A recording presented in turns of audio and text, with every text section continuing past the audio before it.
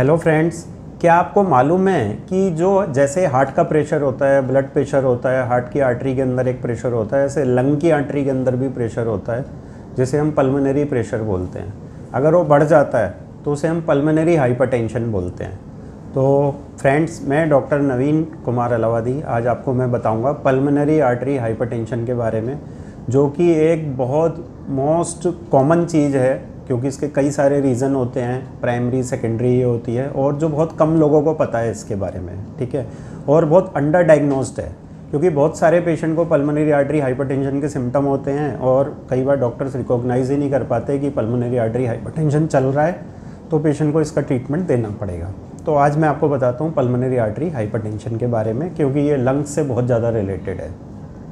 तो ये दो प्रकार की होती है, प्राइमरी पल्मोनरी आर्टरी हाइपरटेंशन जो कि without any reason of lung और विदाउट एनी रीज़न अपने आप हो जाती है, उसे हम प्राइमरी पल्मोनरी आर्टरी हाइपरटेंशन बोलते हैं। दूसरी होती है सेकेंडरी पल्मोनरी आर्टरी हाइपरटेंशन।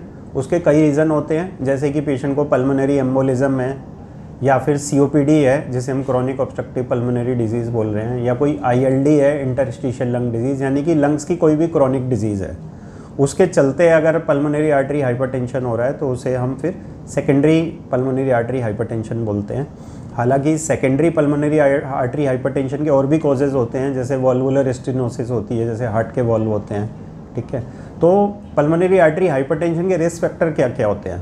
पहला ही रिस्क फैक्टर मैंने बता दिया, कोई भी क्रॉनिक लंग की कंडीशन है जिससे कि जो राइट साइड ऑफ हार्ट होता है, ठीक है, वो उसकी हाइपरट्रॉफी हो जाती है, जैसे हम कोर पल्मोनेल बोलते हैं, यानी कि राइट साइड ऑफ हार्ट जो है एनलार्ज हो रहा है, बढ़ रहा है, फेलियर की तरफ जा रहा है because of the damage in the lungs, ठीक है।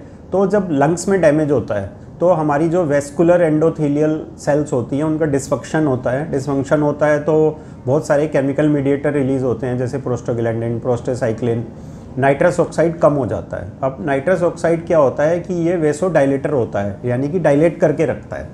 अब नाइट्रस ऑक्साइड की कमी हो जाती है तो वेसो कॉन्स्ट्रिक्शन होता है, तो जो वेसल्स होती हैं वो कॉन्स्ट्रिक्ट हो जाती हैं, जिनके कॉन्स्ट्रिक्ट होने की वजह से क्या होता है कि पल्मोनरी आर्टरी हाइपरटेंशन होता है। क्योंकि कहीं भी आपने देखा होगा कि कोई भी आर्टरी है जिसके अंदर ब्लड बह रहा है, ठीक है, अगर वो कॉन्स्ट्रिक्ट हो जाए, नैरो हो जाए, तभी उसके अंदर प्रेशर बढ़ जाएगा, ठीक है।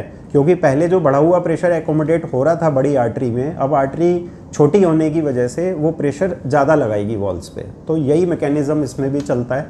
और इसमें कुछ अन्य फैक्टर होते हैं जो रिस्क फैक्टर माने जाते हैं इसके लिए, जैसे कि HIV है किसी पेशेंट को, या फिर पोर्टल हाइपरटेंशन है, यानी पोर्टल वेसल्स होती हैं जो लिवर को सप्लाई करती हैं, उसके चलते पोर्टल हाइपरटेंशन की वजह से पल्मोनरी हाइपरटेंशन भी बाद में हो जाता है।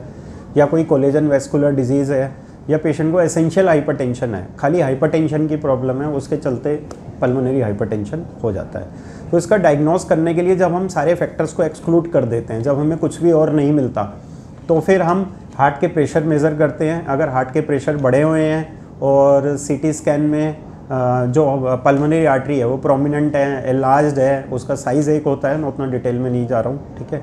एग्जामिनेशन में क्या मिलता है कि पेशेंट को लाउड P2 मिलती है, P2 साउंड होती है जो स्टेथोस्कोप से सुनी जाती है, वो लाउड होती है, ठीक है। और राइट हार्ट फेलियर के साइंस मिल सकते हैं, पेशेंट का सांस लगातार फूल सकता है, राइट हार्ट फेलियर के साइंस में पैरों में सूजन आ सकती है, तो ऐसे पेशेंट को हम बोलते हैं कि पानी आपने कम पीना है 1.5 लीटर से, ठीक है। और कई बार डायूरेटिक, डाइटोर नाम की भी दवाइयाँ दी जाती हैं।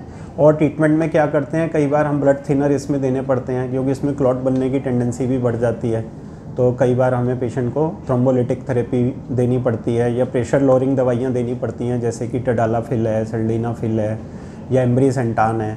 और कई बार ऑक्सीजन ज़्यादा पेशेंट के कम रहे तो फिर पेशेंट को ऑक्सीजन थेरेपी दी जाती है। तो फ्रेंड्स, आज मैंने आपको पल्मोनरी आर्टरी हाइपरटेंशन डिटेल में पढ़ाया है, सारी चीज़ें, जो कि बहुत एक अंडर डायग्नोस्ड और एक कॉमन प्रॉब्लम है।